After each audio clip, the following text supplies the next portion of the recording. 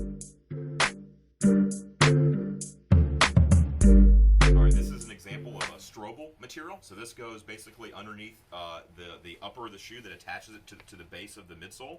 So this is an integral part of the shoe that probably nobody knows about, unless you're like a sneaker I'm fan. actually taking it out so you guys can see what he's talking about here, because a lot of the times we don't know what we're looking at in regard to the shoe and how it works. What you're looking at here inside of this shoe, that's the Strobel.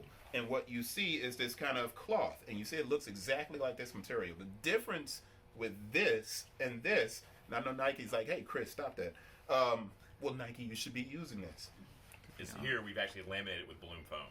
Bloom foam. It's the foam, the Algix Bloom foam is here in the Strobel. So now we can basically take this material now, this Strobel, which was just a piece of fabric that was really the sole purpose was just gluing it, adhering it to the surface. Mm-hmm. Now you're putting a 1 to 2 millimeter piece of EVA foam in here. This is the Bloom foam.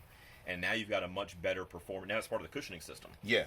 So you've got a little bit of cushion here.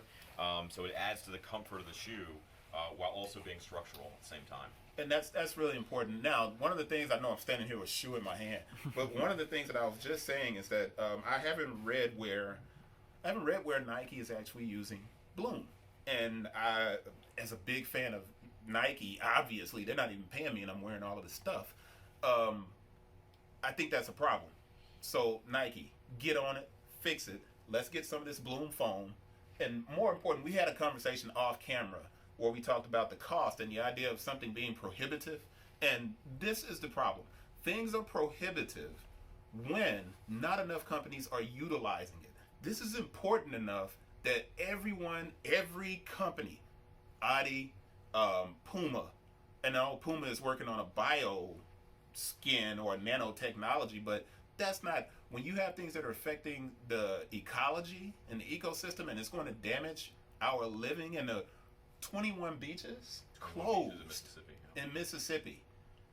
If we have more of, and we're going to see these machines a little bit later, if we have more of these machines out here processing and getting rid of that stuff, we have more of a quality of life for people. So the more people that are using this stuff, the cheaper it's going to get. I don't know, somebody's probably like, no, people using the prices. No, that's not the way it works. The cheaper it gets, the more people can start adding into it, and the more things that can be developed, and it can improve and have more rebound and all of these different things that make it a better product. That's important.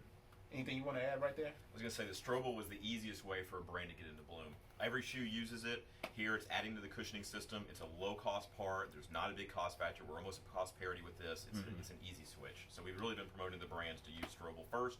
Get that in the product. There's really you can do a rolling change. You can put it right in the product. No need to have some big marketing campaign about it.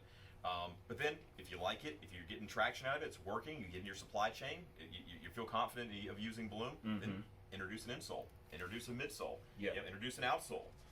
Make a shoe focused around the Bloom mission, Or, now, obviously, I'm going into me coming out of my pocket part. Maybe we launch our own shoe inserts and for the market. All right, that's it for that part right there.